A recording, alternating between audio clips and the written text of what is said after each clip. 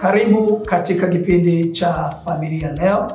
Mimi naitwa Apostle Ford Ruben Kayaya. Niko na mwalimu mzuri kabisa wa neno pamoja na mafundisho mbalimbali ya jamii, mama mchungaji. Karibu. Ninawasalimu kwa jina la Yesu Kristo wa Nazareth, mwana wa Mungu aliye hai. Kwa majina naitwa Nancy Ford Kayaya. Ni mama mchungaji na ni moja ya walimu ambao tutakuwa tunafundisha katika kipindi hiki cha Familia Leo. Basi nikukaribishe na ninakuahidi ya kwamba utapata mambo mazuri sana katika kipindi chetu cha leo. Apostle Ford ni mume wangu kabisa wa ndoa, lakini pia ni baba wa watoto wangu wawili. Kwa hiyo unazungumza na watu ambao tuna experience, tuna uzoefu katika malezi ya watoto, lakini pia tuna watoto maelfu Mungu ametupa baraka ya kuwa nao wa kiroho. Karibu tusikilize Familia Leo. Katika kipindi chetu cha leo tutazungumzia nini maana ya heshima katika familia. Nini maana ya heshima halisi katika familia?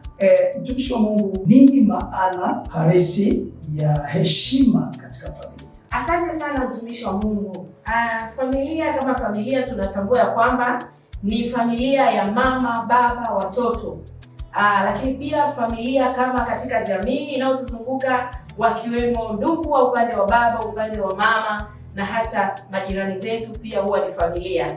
Kwa hiyo familia inapokuwa na heshima, tunaangalia umuhimu wa heshima katika familia. Heshima ni nini? Heshima ni hali ya utu ambao mtu anapewa ama anaonyeshwa thamani yake. Pale ambapo mtu anaijua thamani ya mwingine, nafasi ya mwingine, maadili mema anayompa mwenzake, umuhimu anaoona juu ya mwenzie. Haijalishi ni nani. Yamkini anaweza kuwa ni baba, mama, hata watoto wanastahili heshima, na hata ndugu na jamaa na marafiki wanaotuzunguka katika jamii tunayoishi. Kwa hiyo heshima ni ile hali ya kumpa mtu thamani, ya kumwonyesha mtu utu wake na nafasi yake katika jamii. Sasa umuhimu wa hii heshima katika familia ni kitu muhimu sana, kuheshimiana, na kila mmoja wapo anapaswa awe na nafasi yake. Ninapozungumza nafasi, ina maana baba ana nafasi kama baba. Katika Biblia tunaambiwa kwamba baba ni kichwa cha familia. Kwa hiyo katika familia ni lazima kama mke atambue kwamba mume wangu ni kichwa cha hii familia na ni kiongozi wa malezi ya familia nzima. Lakini pia katika hii familia kuna nafasi ya mama. Huyu mama ni msaidizi na huyu mama ni mlezi pia. Kwa hiyo mama, unatakiwa ujue kwamba wewe uko kwa kusudi la kumsaidia mume wako, na wewe nafasi yako ni msaidizi na ni mama. Lakini pia katika hii familia kuna nafasi ya watoto. Watoto pia wanapaswa kuwa na heshima kwa wazazi wao, na sisi wazazi tukatambua nafasi na thamani ya nafasi ya watoto wetu. Kila mmoja anapaswa kupewa heshima ama utu wake au nafasi yake katika jamii ama katika ile familia. Unapokuwa baba, unapaswa kumpenda mke wako, unapaswa kuheshimu ndoa yako. Unapokuwa mama, unapaswa kumtii mumeo, na unapaswa pia kuwa mlezi mwema wa ile familia. Maana tunaambiwa kwamba mwanamke mpumbavu ndio yule mwanamke anaibomoa nyumba kwa mikono yake. Lakini tunaona kwamba kumbe mjenzi wa familia ni mama. Wewe mama unapaswa kuwa na heshima, na unapaswa kuilinda hii heshima ya mumeo, ya watoto wako, na kusimama katika zamu yako. Watoto wanapaswa kujua nafasi zao kwa wazazi. Biblia inasema mheshimu baba na mama ili upate heri na maisha mengi na marefu duniani. Hii ni amri Mungu ametoa, kwamba heshima inapokuwepo kuna heri na kuna baraka nyingi zinazotokana na ile neema ya heshima unaoitoa upande wa wazazi wako. Kwa hiyo tunaona kwamba wewe mtoto ukisimama katika ile nafasi ya kuheshimu wazazi wako, kuna heri ambayo utakuwa na maisha marefu duniani. Kwa hiyo hizi ni baadhi ya faida na thamani ya kugundua umuhimu wa heshima katika familia. Heshima ni amri. Heshima ni amri. Enyi watoto, waheshimu baba yako na mama yako. Kwa nazungumzia pia heshima kama amri ya Mungu. Kwa tusipowaheshimu wazazi, na hapa ni wazazi aina mbili, wazazi wa kimwili na wazazi wa kiroho. Sasa na kwa kuwa tunazungumzia hasa heshima katika familia, hebu turudi tuangalie vipi watoto wa siku hizi, je, wana heshima kama ilivyokuwa zamani? Kwanza nachojua sisi wa mama ni walimu wa kwanza duniani. Kabla mtoto akizaliwa tu, mama unakuwa ndio kwanza kumpokea mtoto wako, na mama ndio unakuwa mwalimu wa kwanza kabla hajaenda shule, kabla hajaenda kokote, kwa sababu unamnyonyesha yule mtoto na unakuwa naye kwa masaa mengi. Kwa hiyo wewe mama umepewa jukumu la ujenzi. Ujenzi ni pamoja na mtoto uliye naye, lakini ndoa ulionayo na familia nzima inayokuzunguka. Na ndio maana tumeambiwa kwamba wewe mwanamke una uwezo wa kujenga hii nyumba kwa mikono yako. Lakini pia baba anaweza kabisa kuharibu nyumba hii kwa kukosa heshima. Unaweza ukakuta ni mwanaume una ndoa yako, lakini una michepuko kama alivyosema mtumishi wa Mungu. Una wanawake huku, una wanawake huku, na wanawake huku. Hile ni kumkosea heshima mke wako, lakini pia ni kuikosea heshima ndoa yako. Na hata kuna nyakati ni aibu kwa watoto wako, kwa sababu huko nje jamii itakuona, na kuna mambo hata kama utayaficha, hata huyu Mungu anaona yaliyo sirini. Kwa hiyo kuna vitu unafanya unajidanganya hata mwenyewe kwenye nafsi yako. Kwa hiyo unapokuwa huna heshima katika ndoa yako, katika mahusiano yako, katika malezi ya watoto wako, unakuta kuna baba wakati anafanya vitu visivyo na heshima, amelewa, anafanya matendo ya ajabu mbele ya watoto. Anaweza akampiga mke wake, watoto wakaona kwamba baba anamdhalilisha mkewe ambaye ni mama yao. Lakini baba unaweza ukawa umelewa, ukarudi nyumbani unatukana ovyo. Na kuna baba nasikia wanafikia hatua wanachukua mwanamke wa nje wanaleta ndani. Tayari mke wako yuko pale, lakini unaleta kimada ama hawala wa nje. Hii yote ni uvunjaji wa heshima katika ndoa na kutokumpa heshima yule mkeo ya ndoa. Kwa hiyo tunaona pia pande zote mbili zinaweza zikasababisha kuvunjika kwa heshima. Lakini hii heshima kwa watoto, baba ameuliza heshima kwa watoto kwanza tunaweza tukasema hawa watoto wanakuzwa na malezi. Msingi wa heshima kwa watoto ni malezi. Kwa nini ninasema ni malezi? Kwa sababu nimesema mtoto anapozaliwa anakuwa katika makuzi ya wazazi ama walezi. Yamkini wazazi wako hawapo, lakini wale watakaomlea ndio yeye ataadapti ama atayachukulia yale malezi anayoyapewa. Sasa anapewa malezi gani? Unakuta mtoto amezaliwa lakini hafundishwi adabu, hafundishwi heshima, hafundishwi nidhamu, hafundishwi unyenyekevu. Tuko kwenye dunia ambayo inaenda resi sana, inaenda kasi. Kwa nini nasema dunia inaenda kasi? Kwa sababu wazazi tumekuwa very very busy. Yaani tumekaa na mambo mengi, na ukiangalia hayana faida wala hayaleti faida kwa watoto na uzao wetu. Lakini tukiangalia uzao ndio kitu muhimu katika familia. Sababu hawa watoto ndio generation, ni mwendelezo wa sisi wazazi. Kwa hiyo tunapowalea katika misingi, tunamlea mtoto katika njia ile inampasa, hata anapokuwa mzee hata isahau. Kwa hiyo tunafanyaje hawa watoto wa sasa hivi? Watoto wa sasa hivi wanasema kuna watoto wa 2000, kuna watoto wenye tabia hazieleweki, kuna Gen Z, kuna mambo mengi, maneno ni mengi. Lakini tukiangalia kiini cha watoto hawa ni malezi. Wazazi hatujapata nafasi ya kuwalea hawa watoto ipasavyo. Hatujapata muda wa kuwatengeneza, wa kuwafundisha kwa habari ya maadili yaliyo sahihi. Na kama watumishi wa Mungu lazima watoto wawe na hofu ya Mungu. wajue kumcha Mungu katika kicho. Sawa sawa. Unaweza ukawafundisha watoto kuhusu swala la kumcha Mungu, lakini Mungu anapaswa aabudiwe katika kicho. Nikisema kicho, hali ya utakatifu, hali ya kumpenda Mungu pasi na chochote. Yaani tukubaliane kwamba tukubali kumpenda Mungu pasi na kutaka chochote. Yaani watoto wajue kwamba Mungu ndio kila kitu katika dunia ya sasa. Na tuwafundishe kuhusu amri za Mungu. Kwa sababu usipomfundisha wewe mtoto, atatoka nje, atakutana na watu mbalimbali, jamii mbalimbali, itamfundisha mambo yasiyo sahihi, kwa sababu mzazi haujapata nafasi ya kumpa mtoto wako mafunzo, malezi na heshima. Kwa hiyo ninaweza nikasema watoto siku hizi wanaitwa kwamba ni watoto wa kidijitali, watoto wenye tabia za ajabu, watoto wenye mambo fulani, lakini sisi wazazi ndio sosi ya kila kitu. Udijitali ni sisi tunawapa watoto simu. Mtoto hana uwezo wa kununua simu, lakini tunawapa watoto. Unakuta mtoto mpaka darasa la 4 kwa dunia leo anamiliki smartphone.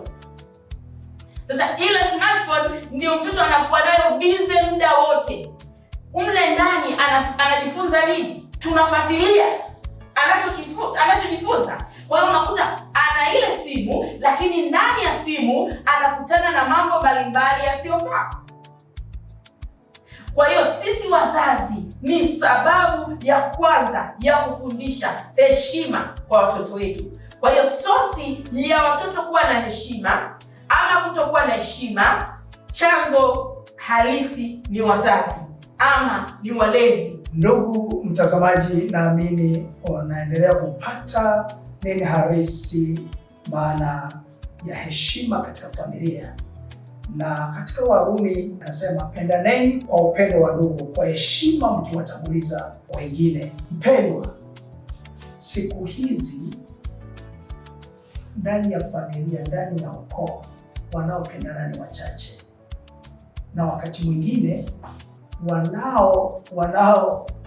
wanaoweza kuchukuliana, kumthamini, wanathaminiwa wale wenye pesa. Huna kitu, hakuna atakaye kuthamini na hakuna atakaye kuheshimu. Na maana ya heshima maana yake ni kumthamini, kuvali maisha ya mtu, na ule binadamu tu kwamba huyu ni binadamu, anapaswa kupewa heshima yake. Sasa vipi hapo katika familia zetu, yani koo zetu, mashangazi, wajomba, mabinamu, vipi siku hizi kweli kuna heshima hii ambayo tunaizungumzia? Kama walivyosema katika Warumi, umesoma neno la Mungu limesema kwamba wengine pia tuwape ile thamani. Inafanana na ile mpende jirani yako kama unavyoipenda nafsi yako. Yaani ile heshima unaotaka wewe upewe, ni vyema na wewe ukawapa wengine. Na hii heshima utakapoitoa kwa wengine inasababisha kuwepo na amani katika ile jamii. Yes. Kuna kuwa na amani fulani, mtu anaona kabisa fulani ananiheshimu pamoja na nafasi yangu, pamoja labda ni mdogo, pamoja labda ni sina hela, pamoja niko kwenye kuna wengine unakuta labda ni walemavu, ana changamoto yoyote, lakini bado anathaminiwa.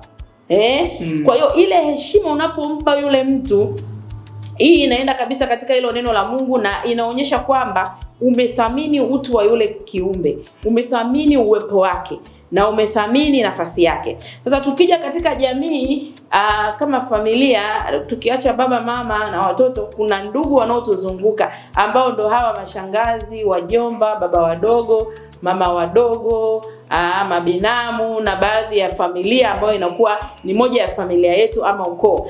Mara nyingi vitu kama hivi ni kweli kabisa. Biblia yenyewe inasema nyakati za mwisho upendo utapoa. Yaani mara nyingi watu wamekuwa wanasikilizwa wale wenye pesa. Yaani mtu akiwa na pesa, yeye ndo anaonekana ana maana kuliko mwingine. Yaani hata kama akiongea upuuzi, watu watauelewa, watu watamheshimu, watu watamnyenyekea. Lakini wanamnyenyekea vile ni kwa sababu tu ya kile alichonacho. Yaani hawana utu, na wale watu wengine wanaheshimu zaidi wale ambao wana pesa. Kitu ambacho tunaenda tofauti kabisa na neno la Mungu, lakini pia na maadili na jinsi mienendo tuliokuzwa toka na mabibi na mababu na familia zetu. Kwa sababu tunaona kabisa watu zamani walikuwa wakiheshimiana.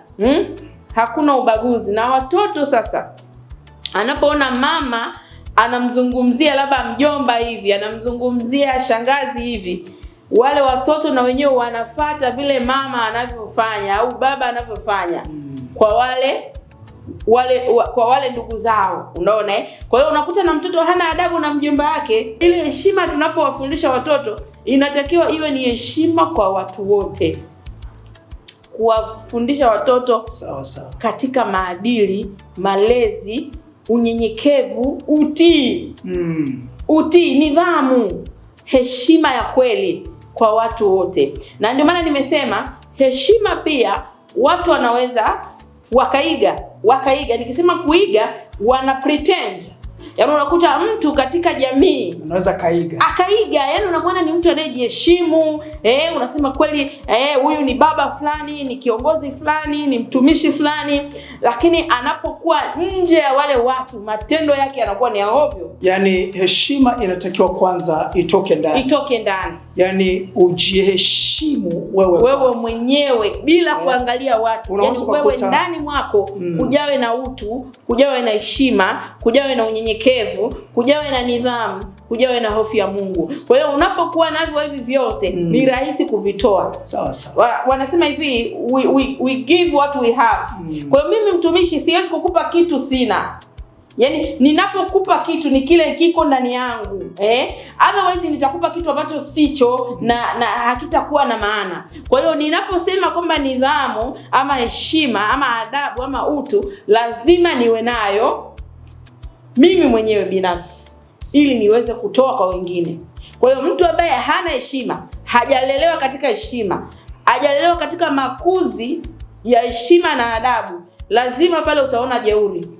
Lazima utaona kiburi. Lazima utaona majivuno. Lazima utaona kujiinua. Yaani lazima yule mtu anapokosa heshima, adabu, unyenyekevu, nidhamu, atataka yeye kuona ni bora kuliko wengine. Na heshima ni ile kitendo cha wewe kuona na wengine wana nafasi na wana utu katika jamii ama katika nafasi zao. Kwa hiyo unapojiona wewe ni zaidi ya wale, tayari pale wewe huna heshima kwa wengine. Kwa hiyo heshima hii inahitajika iwe na wewe ndani mwako. Lakini tukiacha hili pia tunakuja kwenye hili la pesa. Mara nyingi ndoa nyingi zinavunjika kwa sababu watu wamekosa fedha. Unaona Na wanasema hata Biblia inasema fedha ni jawabu la mambo yote. Lakini kiukweli ya uhalisia, fedha sio kila kitu. Utu wa mtu ndio kila kitu. Kwanza Mungu, lakini pia utu. Tukija kibinadamu, kwanza Mungu Mungu ndio kila kitu. Maana yeye ndio provider, yeye ndio mtoaji wa kila kitu.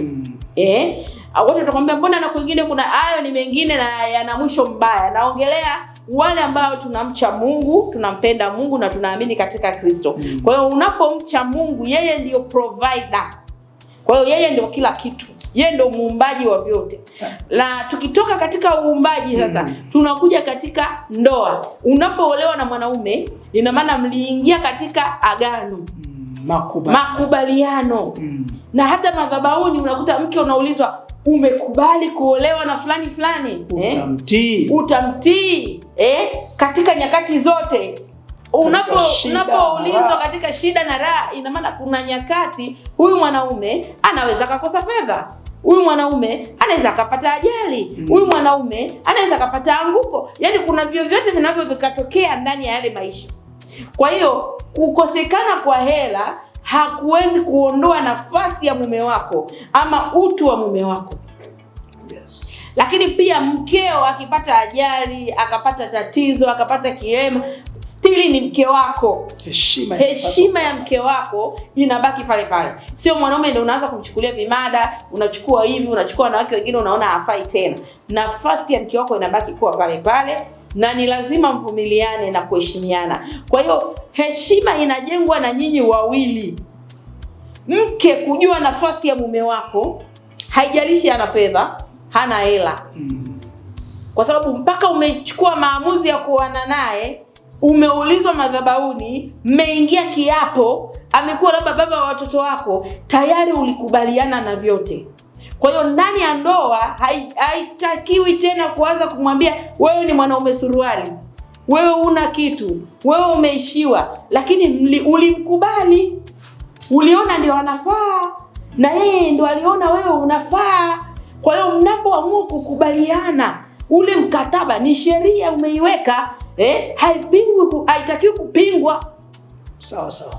Maana ya kuingia katika mkataba wa ndoa ni nyinyi wawili kukubaliana kuwa mwili mmoja na kushirikiana katika nyakati zote. Kwa lazima kila mmoja amheshimu. Kila mmoja aheshimu nafasi ya mwenzake. Sawa sawa. Awe ni mwanamke, awe ni mwanaume. Wao wanapita kwenye shida, wao wako kwenye nyakati nzuri. Wao wako kwenye furaha, wao wako kwenye huzuni. Wao wana fedha, wao wameanguka. Yaani hayo ni mmoja wapo ya maisha ya kila siku. Vitu vinatokea kwamba kuna nyakati mnaweza mkawa nacho, kuna nyakati mkakosa. Hiyo haiondoi nafasi ya mume, haiondoi heshima ya mume, haiondoi heshima ya mke. Kwa hiyo still atabaki kuwa ni mume na baba wa watoto wako, na still wewe utabaki kuwa ni mke na mama wa watoto, na ni walezi wa ile familia. Tuanze kumheshimu Mungu. Hebu wewe na familia jenga heshima kwa Mungu. Na kumheshimu Mungu ni kuliheshimu neno lake. Usiibe, hauibi. Usizini, hauzini. Usiue, hauui. Usiabudu sanamu, hauabudu sanamu. Hiyo ni heshima kwa Mungu, kumheshimu Mungu. Na kama utamheshimu Mungu ni rahisi sana, kwa sababu yale yote ambayo Mungu amekuagiza wewe ni mtii. Na kwa sababu ni mtii, nakwambia familia yako na watoto wako na jamii yako itabaki salama, watu wataheshimiana.